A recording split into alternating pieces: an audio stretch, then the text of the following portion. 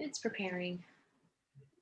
Okay, hello everybody. I'm Zen Honeycutt of Moms Across America. This is our Monday night Moms Connect call. And our mission at Moms Across America is to educate and empower mothers and others with actions and solutions to create healthy communities. And there is no shortage of things that we need to have solutions for today. And we're going to be talking about some of the most prevalent ones, and that is anxiety, fatigue, and fear. This is something that just seems to be affecting pretty much every household today. I know it's affected us. And one thing I want to say about this topic before we get started with our esteemed expert is that there tends to be a bit of sort of a stigma around anxiety. I know I had one. I thought it was for people who were sort of weak-minded or just, like not strong or were thinking too much or were too worried or whatever. And what happened one day was I started to feel a sensation in my chest of like almost not being able to breathe. And it was before I went to sleep. And I asked some people about this and talked to a doctor, and they said that's probably anxiety. And I'm like, but I didn't think that I had that much to be anxious over, right? I didn't think that I thought that there was something wrong with that.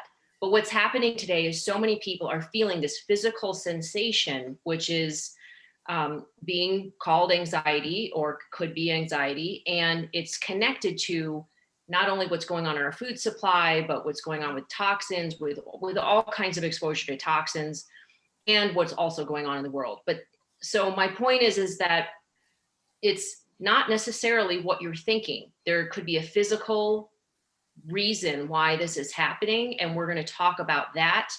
And we're going to talk about fatigue, which is affecting all of us, well, so many of us today, and also fear. And one of the reasons we all know some of the many major reasons why we're feeling fear today was what's going on in the news. And we're going to not address the news part of it, but we're going to address what we can do about it. And today's expert is our dad champion, Dr. Eric Plasker from 100-Year Lifestyle. We have him on the first Monday of the month, and we talk about issues that are important to us. And he comes at it from a perspective of 30 years of a chiropractor. And from this perspective of the 100-year lifestyle, what if we live to be fit and healthy and energetic and active to 100 years? What if we all had that perspective that we were going to do this, right? And what type of steps would we take in order to have us go in that direction? So welcome, Dr. Plasker. We really appreciate you being with us tonight.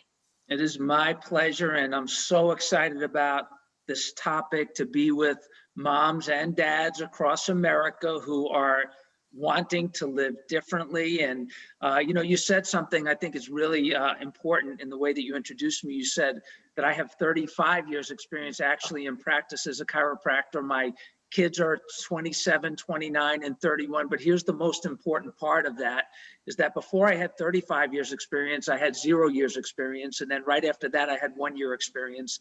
And then I had 2 years experience. And then I had 5 years experience a few years later. And then it became 7. And then it became 10 and 12 and 15 and so on to 35. And why is that important? Is that my confidence that I'm going to speak to you about today of all of these things, it is walking the talk for all of those years. But I also understand the journey. Those of you that have anxiety, that you have fear, that your bodies are programmed, your minds are programmed to think a certain way and to be afraid, that you are about to go on a journey if you don't want to be afraid anymore. We're going to talk about that journey tonight. That's so great. And I just want to set it up for the people who are just joining us. Usually we do news in the first half hour, and then we go on to whichever speaker that we have for that evening or a special topic. And we're going to do it the other way around tonight, just in case Dr. Plasker has other things going on and he needs to leave at 5:30 Pacific time, 8:30 Eastern time. So we're going to address this topic right from the get-go. We really appreciate all of you being with us here tonight, both on our Zoom call where you can ask questions. Put those in the chat box if you have those, please, or if you want to raise your hands and ask, you can also do that. And on Facebook, I'm sorry, I can't see your comments right now, but maybe Ann can help us if you can go to Facebook. If there are people who have questions on Facebook, we really appreciate your engagement.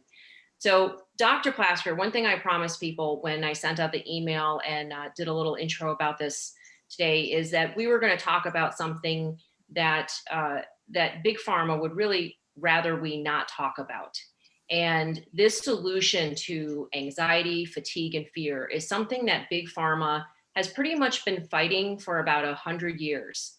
And this is something that is really important to you. So can you please share what is this big solution? Well, I think the biggest solution is learning to trust your body more than Big Pharma, learning to trust your body's innate intelligence and your ability to heal more than you trust Big Pharma. You know, it's interesting that, and you said that, you know, maybe it's not the way that we are just thinking that causes anxiety. But here's the thing about that is completely true, everybody, is that your brain has been bought $1 billion a day for decades. And to be afraid of symptoms, to be afraid of problems, to not trust your body. And I'm going to tell you right now that you should always trust your body's innate intelligence, always, more than any research project that was sponsored by a pharmaceutical company, et cetera. And if you learn to trust your body, I mean, I want you to think about this. We talked about this last time, Zen, and I hate to bring this up over and over again, but not really, because it's so true that every day while you're on the phone, if we're on this meeting for a half hour, your heartbeat's going to beat thousands of times or lots of times. Your breathing, your exchange of oxygen, carbon dioxide, all of that is happening without pharma, without your doctors, without anybody telling you what to do.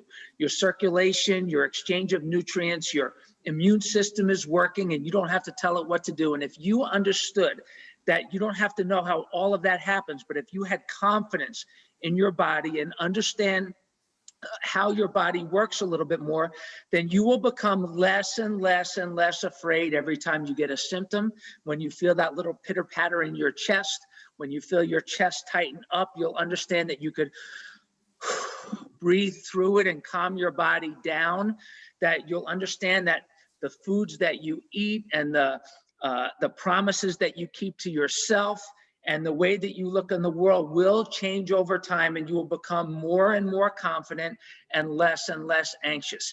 And it's so important now to teach our kids this, Zen, because we had a girl today that came into the office, a new patient that came into our practice, and she was hiding behind her mask. She was really freaking out. She was afraid to take it off, even to take a picture of her spine, and she needed to have a picture of her spine taken because it was a mess.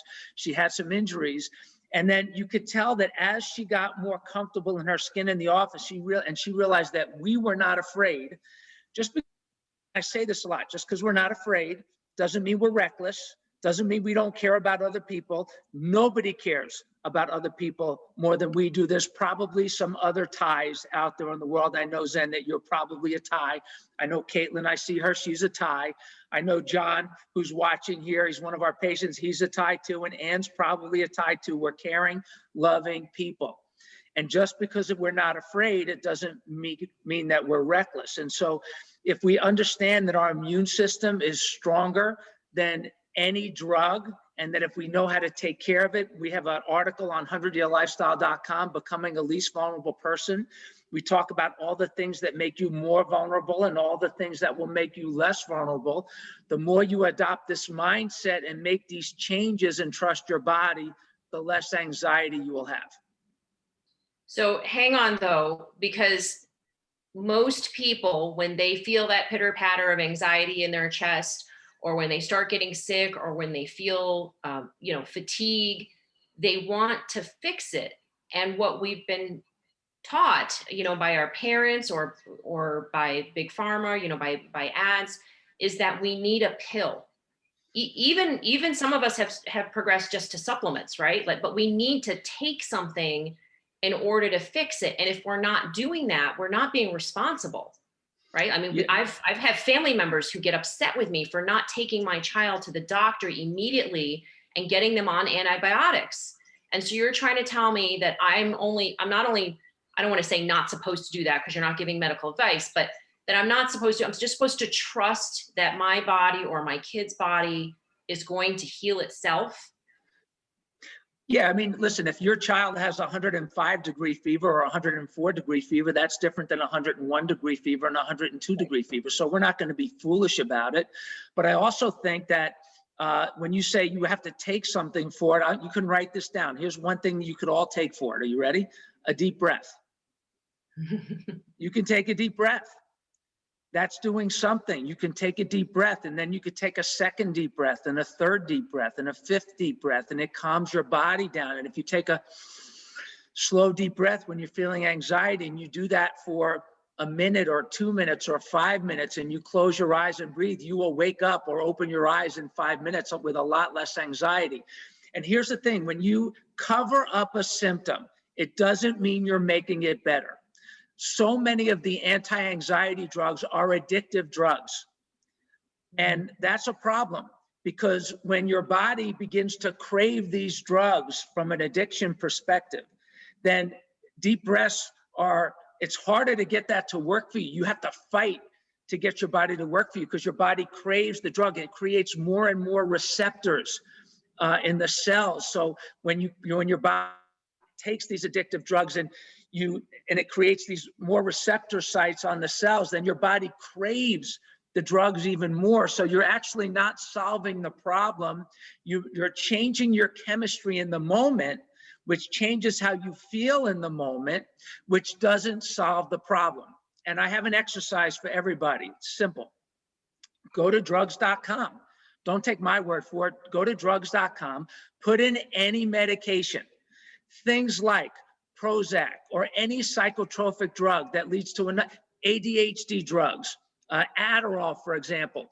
You know, they have now the Adderall Diaries, I think they're called, on HBO, because, or maybe it's a different drug, I may be getting it wrong, because you're seeing all the addicts that are being created. We are turning our children into addicts without even realizing it, because we think we're making them feel better in the moment or permanently, but in an effort to make them feel better in this moment, we are turning them into addicts. They are becoming addicted to medications. Their attention gets less because they can't concentrate, because they're craving these outside drugs, these outside in resources.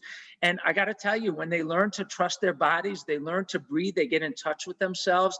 Man, my kids, you couldn't shake their confidence growing up, because they learned as time went on to trust their body. So when somebody else would take medication, like my oldest son, we got nervous one night. Just like, I mean, we're normal people. We get nervous if the line gets pushed. They started to get a higher fever. And we gave my son, tried to sneak him some medication. It's probably the only time we ever did it. And he was like, and he spit it out. It's like somehow innately he knew it was there. And you know what? He got better. So I'm not saying you shouldn't go to the doctor. I'm not saying there aren't times that you should take something. I'm saying that if you're confident in your body and your kids learn to live that way, anxiety will not be part of your life. You will have confidence. And you say, well, how do I get that confidence? And what's the common sense guide? And I have a great guide for you. We talked about it in our last call. There was that book that we talked about, How to Raise a Healthy Child in Spite of Your Doctor. Is a great book for parenting by Robert Mendelsohn, pediatrician. That is a timeless book on confidence as a parent. Yeah, I just want to chime in on that, because you mentioned how taking these pills and creating children and, you know, creating addicts out of our children is very common. They think they have to have a pill, right? They think mommy gives me a pill, then I'm going to feel better. It becomes a cycle, and that does take away their trust of their own bodies, of that them being able to heal themselves. Now, some people do go to trusting themselves and trusting food. And I just wanted to give an example. My son, Ben, my eldest son, who's really focused on food as nutrition, and I'm going to have Carol Grivet talk just for a few minutes about this, if you're able to, Carol. She's a health coach. But my son, I caught him one night. It was like 10:30, 11 o'clock at night when he was a teenager, preteen, and he was up kind of late. I'm like, Ben, what are you doing up so late? And he said, I'm eating a garlic and onion sandwich because I'm not feeling so great. And tomorrow's your birthday, and I want to feel better for your birthday. And I like almost cried. Here's a kid who knows that garlic and onions helps remove toxins and can help you feel better. And that's a part of, right, trusting his body, right, to do what it needs to do with support from food to feel better. So, And you know what? Some people would think that that's strange. To yeah, us, that's normal. And you know, we for us, it's neurology, nutrition, endurance, strength, and structure, keeping the nervous system healthy, keeping the body aligned and balanced, eating good food. And it's like, not just when you're sick. Why do you eat good food? Because you just eat. And so when you eat, you should eat good food. And so, you know, I love what you're saying. You're a great interviewer, by the way, and I love the interaction here, because I think it's really important that people understand how this all fits together. yeah, great. Well, I appreciate that. And I guess Carol, we'll talk a little bit more about nutrition if that's okay in just a little bit once we have once Dr. Plasker's not with us. Is that okay? We'll come back with you. Yeah, maybe in about 5 minutes, 10 minutes.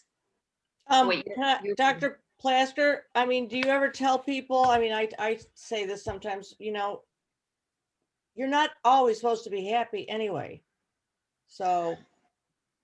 Yeah, you know, and I think a big part of it, I love what you just said, Ann, is, you know, people are afraid of pain. They're afraid of symptoms. Symptoms are your friend. They help your body figure things out. You know, as a chiropractor, when we see people coming in, they're covering up pain, and they've been doing it for years with drugs. Well, now they still have the pain, only it's worse when it comes, and they have all kinds of degeneration and decay that goes along with it. We had a family come in the other day, and it's very interesting. We see the 18-year-old child or a kid that has really bad misalignment, subluxation in their spine, and there's no degeneration. And then we see parents that have similar issues in their spine 30 years later, and they have severe degeneration because they never got it taken care of structurally or neurologically, and they just covered up the symptoms. And that's a problem. And, you know, we are not afraid of pain. And sometimes it's not good if they understand that pain can be a teacher, that they should not be afraid of pain and they should not be afraid of symptoms, they will do things for themselves that are much more corrective. And the same is true, you know, and it's not, there's a great question here. Can we normalize feelings of sadness? Well, all kinds of feelings are normal. You're not crazy if you feel sad. If somebody is sick, or if somebody passes, or there's a bad situation or a sad situation, sadness is an appropriate emotion. Why would we want to numb that? And, you know, we see it all the time when people begin to trust their bodies and trust themselves. They are not manipulated by the outside world. They'll look at a drug ad on TV and say, I can't believe they're still running these stupid drug ads on television, and the government's allowing them to do that. You know, it's interesting. I had a conversation about smoking with somebody earlier today, and, you know, way back in the 50s, do you know they said that the CDC said in the late 50s that smoking definitely does not cause cancer. And so doctors recommended smoking. They were running, there's a great article, doctors recommend smoking on 100yearlifestyle.com, and there's a video in there of this child baby being given cigarettes, because they said back then that, hey, cigarettes don't cause cancer. They came out with candy cigarettes. Doctors recommended smoking. And then decades later, we had this cancer epidemic that we knew was caused by smoking. And now we're seeing it with autism and all this crazy schedule of shots that were never tested and things like that. And so when you understand the cycles of these things, you realize that, you know what, if you don't trust your body and do the things like good nutrition, like Zen was talking about, healthy foods, keeping your nervous system healthy, balance, chiropractic care, positive mental attitude, breathing, then you see people that, here's where you're going to end up. You see assisted living centers on every corner. Sadly, people living longer, but not living better on 5, 10, 15, 20 medications in their last decade of life. And that's not the way to live. But we indoctrinate our children either into pills and drugs and shots and fear, or we indoctrinate our children into being confident in their own body. Yeah. And I want to talk more about how chiropractic care helps, because I just came back from my chiropractic visit. My husband, my 2 sons went with us. It's a family affair now on Monday nights, sometimes every Monday night, sometimes every other Monday night.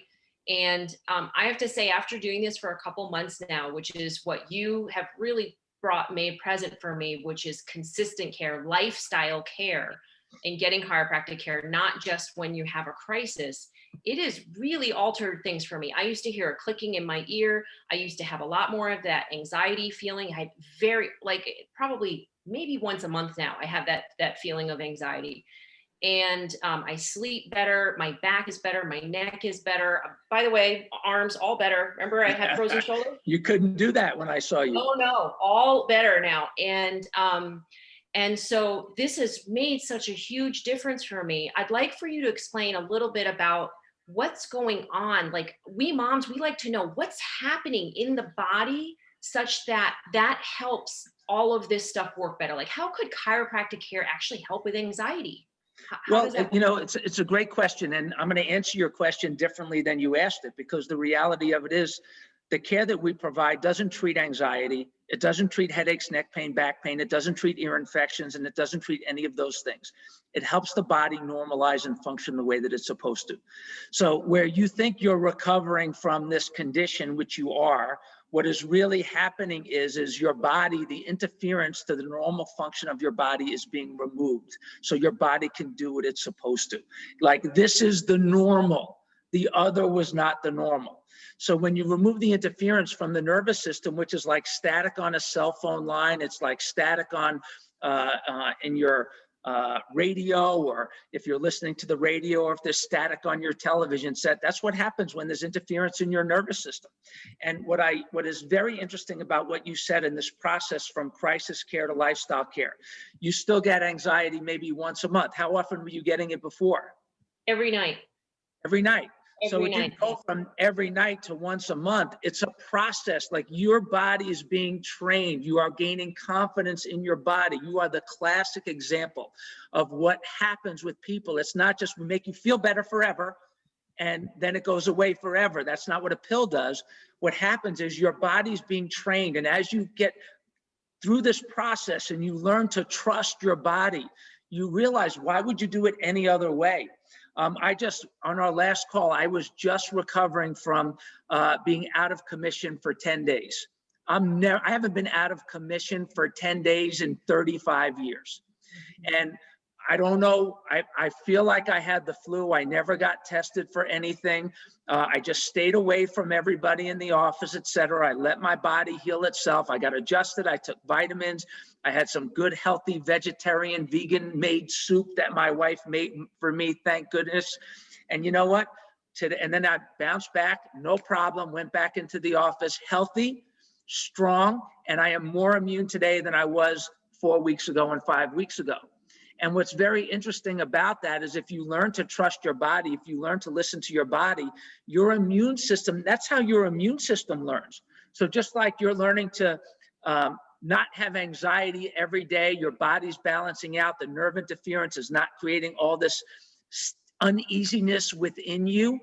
So when that's cleared out, you become more confident, and the energy, this is my favorite part, the energy that your body was using for survival now becomes used for living, for enjoyment, for strength.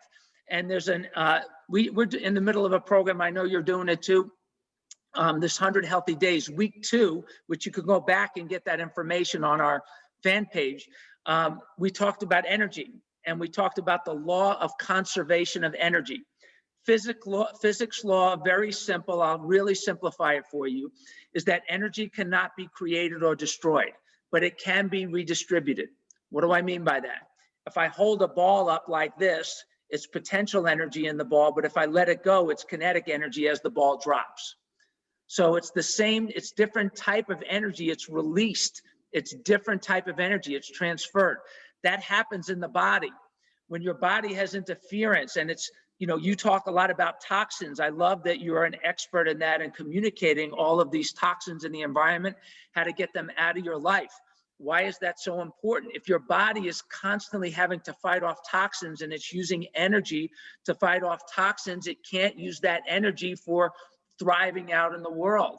Same thing happens in the body with subluxations in the spine and the nervous system. When your body has that interference, that pressure, it has to use its energy to survive instead of thriving. When that interference is removed, your body can thrive. And if you make that a lifestyle, instead of rotting away to 80, 90, and 100 years and beyond. You can live healthy to 80, 90, 100 years and beyond, which is what the 100-year lifestyle is all about. And we see that in generations of individuals and families all over the world. Wow, that's so great. Yeah, that transfer of energy is what we're talking about. And I want to touch upon the other really important point that Big Pharma doesn't want us to know is that it will take time for our bodies to heal, that quick fix is something that we've been taught. We've been really kind of brainwashed by them to think that we need and we can have, and it is achievable, that just bam, right away we take a pill, we're not going to feel sad anymore, or we're not going to feel fear, whatever that, or anxiety. And I really encourage people to watch the movie Medicating Normal, because it really addresses the whole topic of how feeling sad or depression or fear or anxiety is very normal in, and I'm not saying it's always normal, right? But the psychologist came up with this concept that if you feel sad or, depression or fear or post-traumatic stress for more than 28 days, then that's a treatable disease. And they therefore then can give you medications with their prescription, right? And that has them be a doctor doing you a service. And it really is a disservice, because it's not addressing your feelings as what you said are normal. There's sadness is just a feeling, just like happiness is. There's nothing wrong with it. It's just something that we need to sit with and address and take care of. But how can you just, I know you don't treat anxiety or fatigue or fear with chiropractic care, but can you describe a little bit like what's going on inside the body such that those things can be, relieved or addressed? Like what's happening with the nervous system? What's going on with the spine and when they crack my neck? Like, how is that helping my body feel healthier? What's the science going on there? Well, when you have more confidence in you, when you release the nerve pressure, so research shows that it only takes 8 to 10 millimeters of pressure on a nerve to decrease the function of a nerve significantly. How much is it? The weight of a dime. So the weight of a dime on a nerve reduces nerve transmission. And your head is like 7 pounds, right? Your head kids, well, some people have big heads, and most babies have 7-pound heads. I know some people have 15, 20, 30-pound heads, but Okay. I just exaggerated just a little bit. But the average adult head weighs between 12 and 15 pounds. I mean, that's significant. And when it's leading forward, that's a lot of stress. Well, when you put a lot of stress on your spinal cord in that way, and you have interference in the nervous system in that way, it will make you, it weakens you in so many ways. So scientifically, you say, what happens? Well, the communication between the brain and the body is not getting through the way that it's supposed to. We know through research that when there's pressure on the nerve and it's adjusted, it stimulates the cerebral cortex. So you get proper communication, you get increased communication between the brain and the body. Well, that means that if there's interference in that nervous system, then there's less communication between the brain and the body. That can lead to anxiety. When you have chronic pain, or think about it this way. If you remember from The Wizard of Oz, the lion with the thorn in its paw, made him grouchy, anxious, and angry over time. Yes, in the movie and the show, of course, that's what it was. But if you remove that pressure, you remove that thorn, all of a sudden that happiness can happen. It becomes normal. So many times, our happiness is not our normal state because we accept these lesser levels of function as normal. When you think about, you ask, how did these things happen? Well, the birth process can be very traumatic to the spine. The pulling and twisting on the neck and on the lower back during the birth process can be traumatic on the spine. So babies, when they we had a baby just a couple of weeks ago that couldn't lift its head up. And you say, how could a baby at 3 months old, why aren't they lifting their head up? Well, the birth process can be very traumatic on the spine. And so if these injuries happen, a baby's not going to say, oh my God, my neck hurts.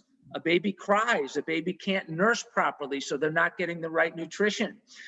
We had my son, actually, my youngest son, who now works with me, Dr. Corey. He had a very interesting situation in the birth process. The umbilical cord was actually wrapped around his neck twice. And so it was a home birth.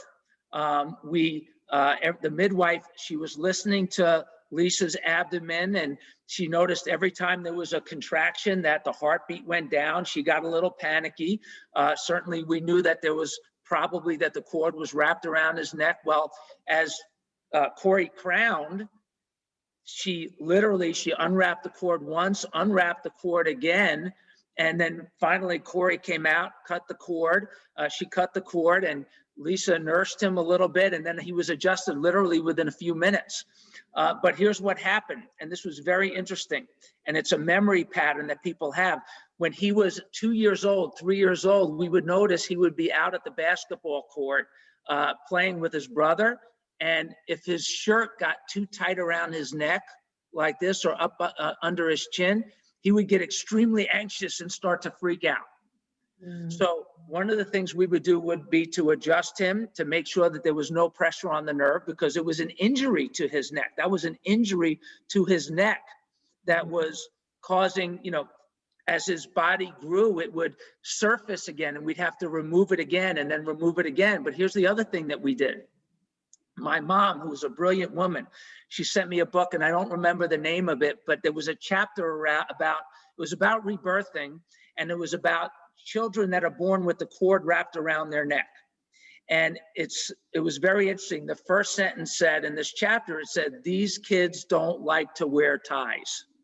And so this was like a memory of anxiety that he would have. So I said to Corey one day, I noticed this, and my mom and I had a conversation, and I said to him after that conversation, I said, "Corey, listen, when you had the cord wrapped around your neck when you were in the womb, and then you were born and we adjusted you, and now this is a reminder to you that something is choking you just like when you were in the womb, but that's not happening anymore. So just tell yourself that you're safe and you'll be okay. And you won't need any medication." We never gave him medication. So literally 2 hours later, he's out playing basketball. And you could see he was a good player at a young age. And then all of a sudden he started to go into a panic attack right in the middle of that basketball play. And I saw him, he stopped himself, he closed his eyes, and he said,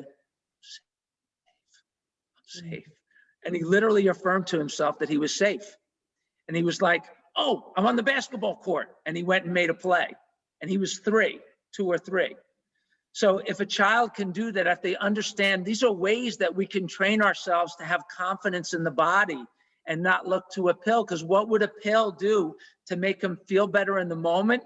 And he'd end up with chronic anxiety and chronic drug addiction if we did it the other way. So I don't know if I'm answering your question, but it sure is a great story. Yeah, absolutely. And that's something that people can do when they're feeling anxiety, right? Is we notice, hey, I'm feeling anxiety or I'm feeling fear. And what's actually happening right now is I'm sitting here, I'm in my chair or I'm in my bed, and I'm actually safe. Like the reality of what's happening in most cases around, maybe not all over the world. There's third world countries where people are being bombed right now. But in most cases, we're at home or we're with, we're somewhere where we're safe. And so that's something that we can remind ourselves to get back to the reality of what's happening. And we have a question from Frankie about your reality, Dr. Plasker. She's wondering if you ever encounter government interference or any type of difficulty with your, I don't know if you call them treatments or your care, or your patients preferring that over medical treatment. Do you experience difficulty with that? I don't, and I'm going to tell you why. We do with what is within our scope of practice. And so we don't tell people not to take medication. We tell people to trust their bodies and to at least experiment with that self-trust. And it's amazing. And we have people that come to see us from all over the country and all over the world. We have patients that have been referred to us from everywhere. And certainly we have a lot of local people too. But the thing is that we are always practicing within our scope. And we have this, it's just amazing how we can work with, like on Corey's case, he had that interference in his upper neck that was causing him anxiety and stress.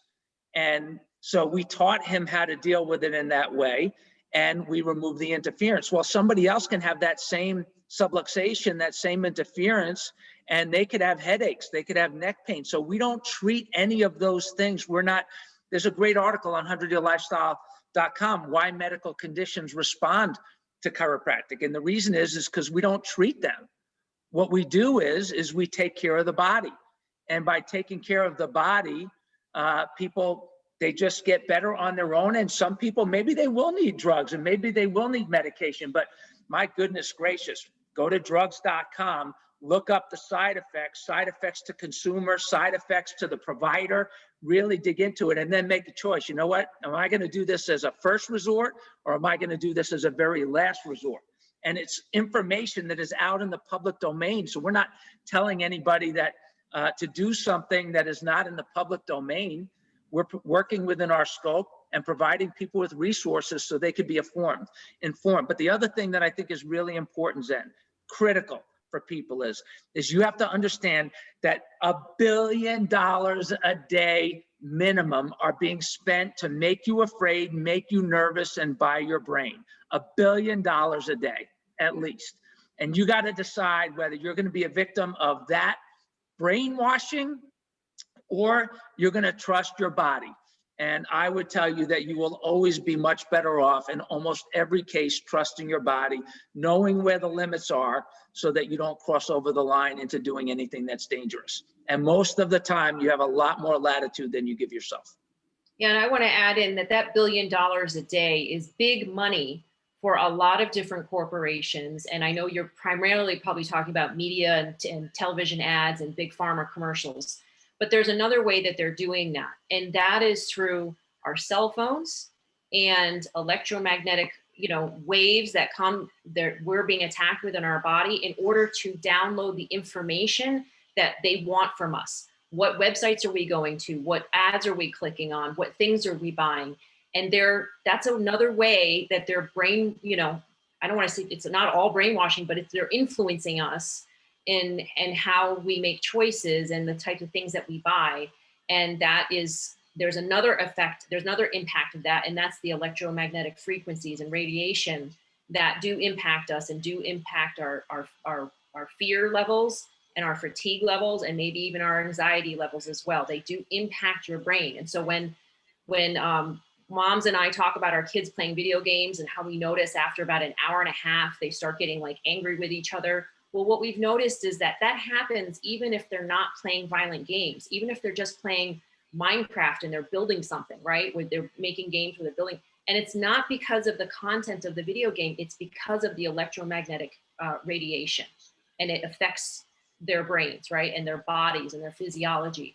So there are many factors that we need to take into consideration. But what I love about chiropractic care and talking with you about this is a reminder to us that when you talked about your son removing that sort of fear that he had from the trauma that happened in the past, I would like to say that you're not just removing it, you're reminding his body that it can heal itself. Right? Yeah, it's true. And I had a mentor tell me one time, this guy was amazing guy, Alex Cox from the Godstead Clinic. You talked about head size earlier. This guy had the biggest head I've ever seen. He had the biggest brain I have ever seen. He's such a smart guy, was in practice 50 years, brilliant clinician. I used to watch his little finger movements when he would adjust people. I'd crawl underneath him, underneath his legs, looking up just to watch what he was doing. He was brilliant. But what he said, Dr. Plasker, he said, all trauma is recorded in the disc. All physical trauma and even emotional trauma is recorded in the spine and the nervous system. And so what we do when we adjust people is we release a lot of that recorded trauma so that things can flow properly. And I totally get that that's true. And what I love about this conversation, and I'm interviewing you next time. We're gonna get one on the calendar because I want to talk to you about a lot of the things that you mentioned also. What's really important for everybody listening, I want to double, triple, quadruple the size of this. We decided to open this up for the first time to everybody through Facebook Live, I believe. But I want to double, triple, quadruple it because I'm telling you, these conversations change people's lives. And when more and more people are talking about having confidence in the body, and it's not just crazy people with bald heads that have been in practice for 35 years that are saying, trust your body, but it's like all kinds of people like Caitlin and like John, who's on the line, and Erica, and they're realizing, you know what, more and more people are living this way. We will become independent, mentally independent, strong, not manipulated, not easily manipulated. Listen, you and I, Zen, we have strong, we're not into like all this high-tech electromagnetic stuff, but we got high-tech BS meters. Yes, absolutely. And I appreciate that so much. I don't know if you can stick around, but I did want to have Carol Gervais from Food Integrity Now weigh in a little bit on if there were any food type of related, health, nutrition type of related. Carol, did you want to weigh in on that a little bit? And I would love to hear what Carol has to say. Okay, great. Brendan, okay, can you everybody hear me? Yes. Okay, yes. great. Okay, well, thank you. And I loved everything you said, Dr. Plasker, and especially the part about energy, because a lot of people don't realize that energy really can't be destroyed. It can be transmuted or changed. So fear is an energy. And my theory is that when we have fear, we have a lack of creativity. So, and how creative do we need to be these days to kind of maneuver our way through everything that's happening in the world? So I just wanted to say that. Medicating Normal, Zen, thanks for mentioning that. Fantastic film. I did an interview with a filmmaker recently on Food Integrity Now. It's just mind-boggling, the amount of drugs that are being taken and how we can't have a normal feeling of sadness, and there's a time limit on grief and things. But back to, of course, the nutrition part is very important. What we put in our body matters, and it's never been as important as it is now to eat a balanced, organic, healthy diet. But along with that too, because my nutrition clients, I also do life coaching, and a lot of people have fear coming up and anxiety, which is what the show is about. So for me, it's about balance. It's about limiting your screen time. It's about meditating, and meditating for some people can just be taking a walk in nature and walking in the trees, or sitting by a stream and watching the water go by. Also, exercise is just a fantastic way to release stress. And then the energy of anxiety is, to me, it's like a what if scenario. Like we're placing the energy outside of ourselves, thinking about all these things that could happen.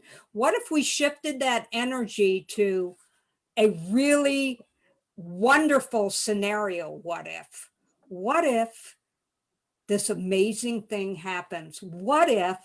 And then you visualize it and you do it every time. And then along with that, you can do balanced breathing, because when you're in high anxiety, your brain is in a high beta brainwave. So just breathing in and out the same amount of time without hyperventilating, whatever's comfortable for you, that can lower your brain waves to a state where you can make, first of all, absolutely better decisions, but it can relieve the stress. And getting a great night's sleep is so important. Don't watch any electronics. Don't have your phone or anything. I'd say for an hour before you go to bed. And prepare for bed. Prepare your body. Some people turn off their phone. They take their phone to bed. They, and then the brain is so active, and you need that sleep. And then the final thing I have to say, there's adaptogens. There's herbs you can take.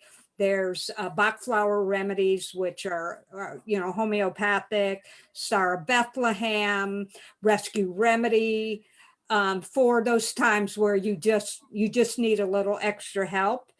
And turn off your televisions. Don't watch the news. So. Yeah. Thank you, Carol. Don't watch the news. I mean, I skim. I don't have my head buried in the sand. I don't watch television at all, but I'll just look at the highlights and I'll go, okay. That's all I need to know. And I just don't do it. it makes a huge difference in how you feel. Even if you don't believe what they're telling you, it still is just coming at you. So those are my tips. Thank you, Carol. That's so great. And I know that you have to go to another call Yeah, soon. I do. I'm so I glad do. you squeezed that in. Thank you so much. I'm sorry it took so long. Thank you. I That's appreciate it. okay. Thank you, everyone. It was great being here. Thank Great. you, Carol. Thank you so much. Thanks. Bye-bye. Thanks, Yeah. Carol. So to touch upon the what if issue that she mentioned, instead of what if COVID is going to kill us all, or what if the government mandates, vaccines for everybody? Well, what if chiropractic care becomes the main way of care and we don't have to take any types of medications anymore? Or what if what if people actually get that you can take vitamin D and vitamin C to combat, COVID, and we don't even need any type of other medications, right? Yeah. What if? What What if, if- and I bet Caitlin has had this experience. I bet you're about to have this experience the longer you stay engaged. Janet Kuehl is on the line. She's been a chiropractor for 28 years, I believe. And in my family, I think about our 5 people in my family, my wife and I, my 3 children that are now 31, 29, and 27. Over the last 32 years, we have probably spent $400,000 at least on health insurance policies. And on all of us over that same time period, about, I'm going to guess, over 32 years, including 3 children, home births. My oldest son had an accident where he got injured and was paralyzed for a little while. Chiropractic saved his life. And all of that we dealt with, we probably spent $25,000 over 32 years in medical expenses, on actual expenses, $400,000 on the insurance cost, just in case there was an emergency. And so we almost never go to the doctor. Raising our kids, and we talked about this last time. We raised our kids without shots, without drugs, without pediatricians. We figured if we had a tape measure and we weren't going to vaccinate, if we had a tape measure and a scale and some common sense and we knew where the line was, we would never need to go to the doctor. So, we've had maybe 3 visits to the pediatrician in all of that time with all 3 of our kids. And it's not because we're crazy, reckless, stupid, people that are backcountry people that don't know anything about anything. We are highly educated people. And what we are finding is that the most educated people question all of these things. And if people that they get mad at you for questioning things, there's nothing wrong with you. There's something wrong with they're not willing to question. Because if we cannot have discussions, and I'll tell you, the interview that I did with Caitlin, she did an amazing job. It's great podcast interview on, what was the name? Safe and Effective, I think was the name of your book, right, Caitlin? It's just, right? Yes. Safe and Effective ? Yes. Which is, the question mark is really important because it talks, and if you're not willing to question your pediatrician, and she talked about in that interview about how the pediatrician, like, you're going to question me? Are you kidding me? If you don't question your pediatrician, it's like, hey, you're not going to question your doctor. Doctors recommend smoking. You're not going to question your doctor. For 20 years, doctors recommend smoking. Did you get your kids some candy cigarettes? Come on, are you out of your mind? And now we know. You'd have to be, you're crazy if you don't know for a fact that smoking causes cancer. Well, we're seeing the same thing now with shots and jabs and all these different things. And we have to wake up. We have to question. Pharma is not trustworthy at all, not even a little bit. We know pharma executives have gone to jail for the opioid crisis and all kinds of other things. We cannot not question them. We have to question them. And in our family and in the world of the 100-year lifestyle, they are our last resort, not our go-to. Yes, absolutely. Frankie says, my doctor is hired by me and I can fire them at any time. Go, so, Frankie. Yeah, we're not to be intimidated or bullied by our doctors. They are something that's, yes, Caitlin.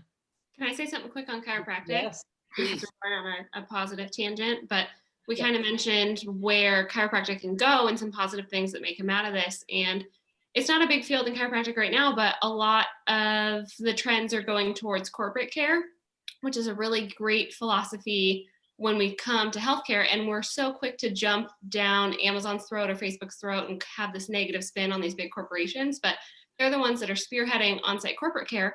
And most of them, if not all of them, are putting chiropractors on site, and they're portal of entry care providers, so you can see them first, and then they disseminate care thereafter. So they're getting a lot more utilization of chiropractors than you see in the general population, which Dr. Plasker can probably correct me, but I think it's like 15 or 17% of the general population sees a chiropractor.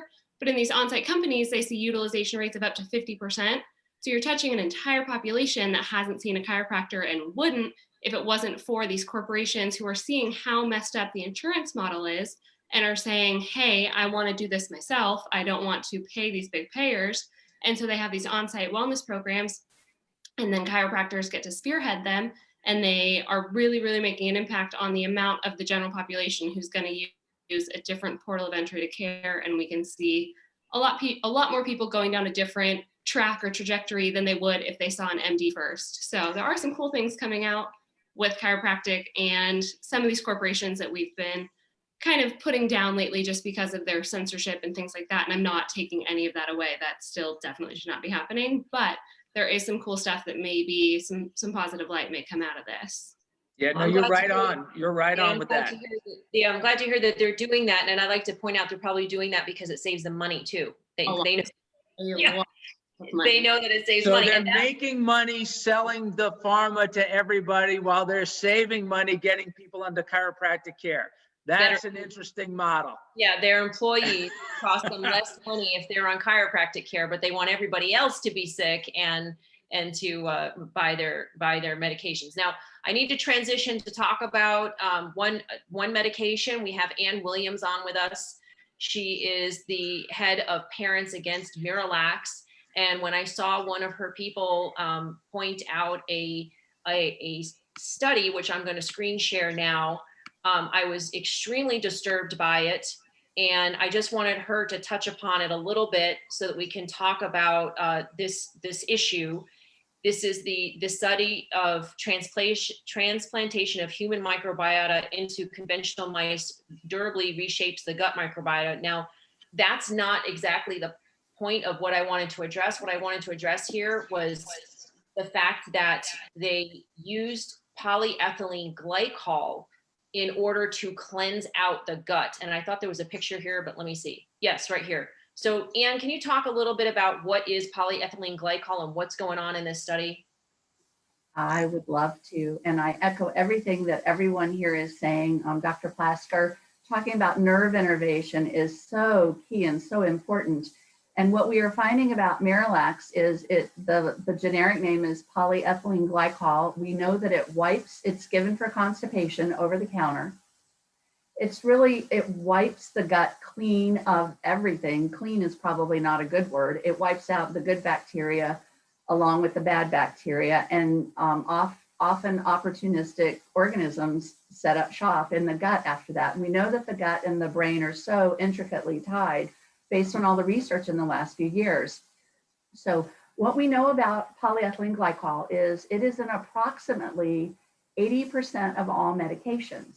It is in every seizure medication that I have looked up because it has a very particular ability to cross the blood-brain barrier. Now, when it crosses the blood-brain barrier in seizure medications or migraine, all sorts of medications, it actually causes demyelinization. The myelin sheath is what covers the nerves and protects the nerves. It causes a demyelinization. And when that happens, the microglial cells in the brain have to respond to that. They have to go clean up the mess, the byproduct of the dead myelin sheath that is there. And there's a lot of brain swelling. Anxiety is a key. It's probably the number one next to seizures side effects reported from Miralax. And again, we're talking about the brain, which is directly impacted by what's going on in the gut. So anytime, and Bayer, who now owns Miralax, it's been a hot potato year after year because they know it causes damage. We're back to the organized crime model of big pharma. They get rid of it very quickly, and they don't mind. They have settled one lawsuit that's been publicized about a man that received damage to his kidneys. kidneys are filters. And when you take a poison, and Miralax is a neurotoxin, when you take a poison, the body does its very best to get rid of it. But we are finding, just recently, we found new reports of the fact that polyethylene glycol, PEG, is in the brain, high areas, high density in the brain. So So in this study, I'm sorry to interrupt you, but I just want to point out why I'm showing this picture. So in this study, this is the intestines of rats, and you can see the top one is no PEG, polyethylene glycol, and then they cleanse the intestines of the rats the one time. This is the second time, the third cleanse, and the fourth cleanse. And by the fourth cleanse, this study shows that 90% of the microbiota in the rat intestines was gone. This is only 4 doses of Miralax. And as Ann just said, this chemical, polyethylene glycol, is in 80% of our medications. And guess what, folks? It's also in the new COVID vaccines. It's in both of them. One of them, the Moderna one, it doesn't say polyethylene glycol. It's a derivative of polyethylene glycol, but it's still the same, will still have the same effect. And so this is something that we should all know, that the gut, our guts are being, the microbiota is being killed off. It's being cleansed out when we take these medications. And like an antibiotic, killing off our good, our microbiome, the bacteria in our gut, that prevents the bacteria in our gut from conversing with each other and holding on to the hormones that are in the gut, or supporting the production of vitamin D or melatonin or serotonin, all of these things that we need in order to feel happy, to not feel anxiety, to not feel fear, right? As much as, not feel it, but not to feel it excessively and in a way that it, incapacitates us. So the gut is being severely impacted when you introduce polyethylene glycol, and goodness only knows what happens when we introduce it with the vaccine. So we needed to touch upon that, because we know now that polyethylene glycol is in these vaccines. And this new study was just extremely disturbing to me, that it's that effective in killing off the microbiota in the gut. And kids that take Miralax, it's not like they get better after one dose, is it? The doctors try to have them be on it for years, don't they? yes, I think 25 years is the longest I've heard of someone, and how they're still alive, I just don't know. But they suffer from many, many illnesses, and were probably sick, very sick to begin with. So, and just from the environmental perspective, because we talk about glyphosate and Roundup and the runoff and the algae plumes, just think about Miralax. If it's a neurotoxin, just like Teflon and all the other chemicals that we now have in our bloodstream, Miralax, think about where it goes. It goes into the body and it comes out the other end, and it is going directly into our water supply. And we are, again, contaminating the environment that we want to live in. So Yeah. And, and I'll tell you what, this is a great conversation and great research, great information, and important information. And to circle back to something we said a little bit earlier, if you try to talk to your doctor about this, I promise you that Ann and Zen and myself and Caitlin, the things that we have brought up and discussed, if you bring this up with, he will not have any idea what I'm talking about, because they don't study this. They don't have the time to study this. And this is why it intimidates doctors, because they are not up on this information. They get their information directly from pharma. So when you bring this up and you start to question them, one of the reasons why they get angry and upset and put off is because they don't have any answers, and they can't debate you on it because they don't know any of this information. So you should not be afraid to bring this up to your doctors. And if your doctor doesn't have an answer, then you're going to the wrong doctor. And so, and you need to be medication free, like all of my friends, like Janet on the line, and the people that are changing their lives. And if they can do it, you can do it too. Absolutely. So we have a question from Ann and from Eileen as well. They want to know, and Ann, maybe you can, Ann Williams, maybe you can help with this, but what are some of the things that we can do to help repopulate the microbiome after somebody is on Miralax for years, or, other types of harm has happened to their microbiome. I have some input for this too, but I want to hear from the two of you. Do you have suggestions on that? Yeah, I'm first of all eating. There are supplements, probiotics that you can take, which we all have a brand that we like. That's really important. But just changing your diet so that you're eating lots of fresh fruits, organic fruits, vegetables. It's in the food that we are eating on a regular basis. If you're getting good food and you're eating no antibiotics, no GMOs, and you just make your diet, you make that your diet, your body will replenish itself. And then the other big piece of it is not doing it with the medication. So patient, we talked about the process of time. This is a process that does take time. And if you don't rush into it and you allow your body, just with good food, some supplements, probiotic type supplements on a regular basis, your body will replenish itself because it's always cleansing itself. It's always, you think about that uric acid in your stomach, you have a new lining in your stomach after every meal just about. So if you're constantly putting in good foods and feeding your body the things that are healthy, it will replenish itself with time, but you have to be patient. Don't rush it. Because if you try to rush it by doing things that are probably in many cases not healthy, then you will just set yourself back. So, that's my answer. I don't know if you all have a more direct, more fancy, romantic, sexy answer, but that's really the way to make it happen. Well, we'd like to be more romantic and sexy, but I'm not sure we can top that. But I don't know. And do you have any other advice from what he said? Well, we're dealing with a lot. I echo everything he says. Diet, of course, we wouldn't have children constipated if we didn't have the horrible diets. If we were eating the organic, constipation wouldn't be the problem that it is. It was interesting when the group just started, probably about 9 years ago, when we only had about 700 members, and we have over 43,000 members now.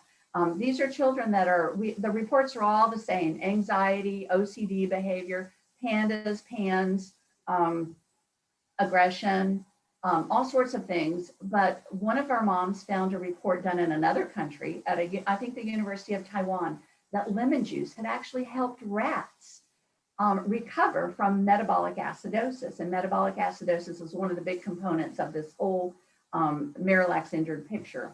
And we have found I couldn't even tell you how many parents I've told them to please give their child one freshly squeezed organic lemon daily. And within 3 to 5 days, they say their children start coming back. And again, this is all about the body can heal itself. We just have to help it along. That's what chiropractic does. That's what acupuncture does. That's what deep breathing does, as Dr. Plasker was talking about. So, yeah, and I'm going to just add something real quick. I cannot even the thing that I hear the most from our new people that start getting chiropractic care, I don't care what their symptom is, whether they have a back pain, a neck pain, menstrual cramping, headaches, whatever it is. We hear from almost every person within 7 to 10 days, sleeping better, they're going to the bathroom better, and they have more energy. Even if their symptom that brought them there is not gone yet. Those are the 3 things that we always hear. They're going to the bathroom better, bowel movement, number 1 and number 2, they're sleeping better and they have more energy. And sometimes they also have their symptom go away almost immediately like that, but sometimes that comes later. But we always hear those 3 things, always. Yeah, I have to attest to that. After I went to see you, Dr. Plasker, I thought maybe I was sick. I was in the toilet. That day, like, it just cleaned me out, and it clearly needed to happen. And, I've been getting better ever since. So I really appreciate that. I want to share, we're starting to wrap up our time here, but there's just a few things. Thank you, Anne. I really appreciate that. There's an article that I want to bring everybody's attention to, which just echoes everything that Dr. Plasker is saying. It's in, what is this journal here? Thrive Global. And I'll include the link here in a minute in the Zoom. It's COVID-19 from Crisis to Opportunity, Taking Back Our Lives. And this is by Dr. Han S. Chu. He's the founder and CEO of Vici Company. And it just talks about how backwards we have it. Our entire healthcare system is based on treatment of symptoms and not on prevention. And so it's wonderfully written, and really it's about taking just this whole transformation of our healthcare and how important it is. And so I would invite everybody to check that out. And I also want to bring our attention to our calls to action from this week. In case you've missed them and you haven't been to our website, we have an article called how Monsanto/Bayer is contributing to the COVID shutdowns and global economic crisis. There's a new study out by Dr. Michael Antonou and his team that shows that glyphosate alone, that one ingredient, that one chemical, and glyphosate full formulation both disturb the function of certain gut bacteria. Now, we've known this from other studies that show it's an antibiotic, but this study showed it actually disrupts the shikimate pathway. So it's a different type of mechanism. Now, Frankie asked in the questions, how does, PEG impact the gut differently from glyphosate? I don't know the exact, function, the method of how PEG impacts the gut. Maybe Ann could talk more about that later, or you could go to her website called Parents Against Miralax, Facebook page, and see she's got all kinds of data there. But with glyphosate, it does it as it's an antibiotic, or it's actually registered as an anti-parasitic, which is also an antibiotic. And it also impacts the shikimate pathway. So this article is all about how this new study proves that not just glyphosate full formulation, but also just glyphosate alone is impacting the function of our gut bacteria. And that means, and when the gut bacteria is impacted, right, that means that it weakens the ability of the gut bacteria to function. And when you're weakening the ability of the gut bacteria to do what it's supposed to do, you're weakening the immune system. And when you're weakening the immune system, you are increasing the likelihood of severe symptoms from COVID. And when you increase the likelihood of severe symptoms from COVID, there's more likely to be deaths. And when there's more deaths, then our government decides they need to shut things down. So this is a direct, I believe, a direct causational, contribution to the global economic crisis. And we can thank Monsanto/Bayer for this. And this is not, we're not making this up. There's science behind this. There's, numerous studies. You can see them in Moms Across America under data. Now, there's another study that has just come out also that shows that glyphosate alone, not the full formulation, and I'm gonna explain why that's really important in a second, but glyphosate alone impacts the germline of the fetus in female rats. And the germline means the sperm and the eggs inside the fetus, which will ultimately become the fetus's offspring.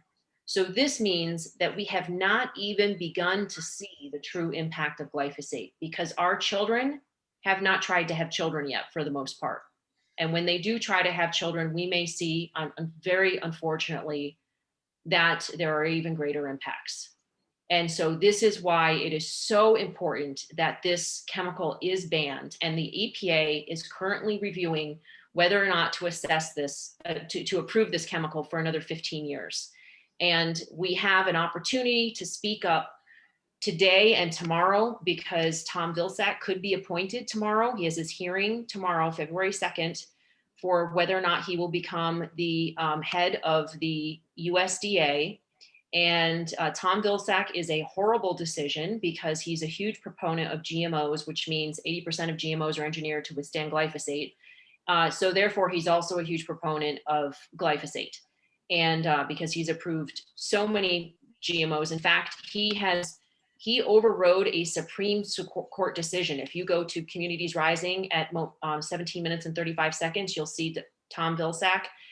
And where he actually talked about, well, actually a farmer talked about Tom Vilsack, who took him to Supreme Court and took GMO alfalfa, to the Supreme Court, and the Supreme Court ruled against the approval of GMO alfalfa.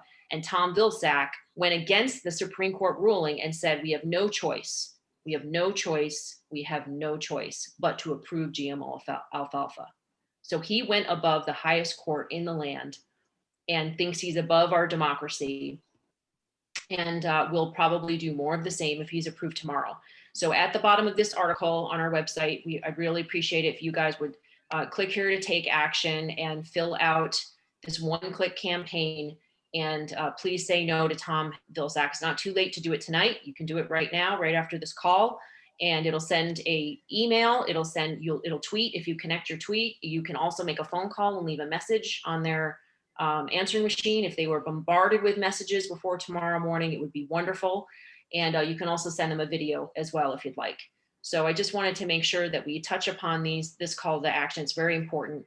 Regarding the other studies for glyphosate, we also have until March 12th to send comments to the EPA, because glyphosate has been shown to harm 93% of endangered species and 97% of their critical habitats. And these two new studies that show that glyphosate alone impacts these species is so important, because the EPA typically only looks at studies that are for the full, for just glyphosate, not for the full formulation.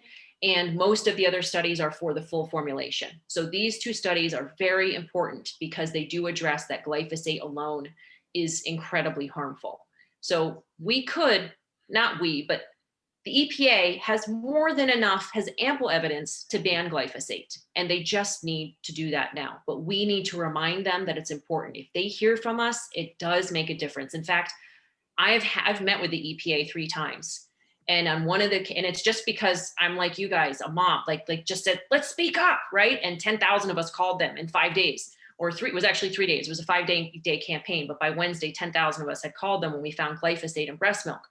And so they've met with me, and after one of those times, one of those phone calls, one of the EPA staffers actually said to me, Zen, we need your moms to communicate with us by any means necessary. Like, they need us to be loud and to make noise and to speak up in order to justify them actually doing the right thing. So it does make a difference, and I appreciate it if everybody would take action. So I know there's a lot to get out in just a few minutes, but we try to finish it at 9:15 or. Well, I just want to let everybody know that I put the link in the chat box to go straight to the blog, and then you can see the talking points and as well as the one-click link. Great. Okay. And I'm putting the link in the chat right now for the article that I just mentioned on Thrive Global. That is really wonderful. And Dr. Plasker, I hope maybe this doctor could, be in your circles or something, because if he finds out that chiropractic care does all of this. I mean, the one other thing I want to say about chiropractic care is I like it just because it gives me a greater opportunity to get out of this pharmaceutical profit circle, right? Like, I don't want to be a part of this big ag making me sick and big pharma quote unquote making me better. I don't want to be a part of that profit circle anymore. I want to opt out of that. And chiropractic care gives me a greater chance to do that. And so from an activist standpoint, from my body is my, a sovereignty over the decisions of my body. I want to do whatever I can do, meditation, eating well, exercise, chiropractic care, to get me out of that, vicious cycle of, drug dependency. So, so I appreciate from that standpoint as well. Well, I love that it's working for you in a new way, as you have seen it differently and learned to trust your body. And we're seeing that with people all over the country and all over the world. And yes, together, it may take a long time, but we'll create a healthier world. And maybe, just maybe, the allopathic world will sink into the ocean one day. Yeah.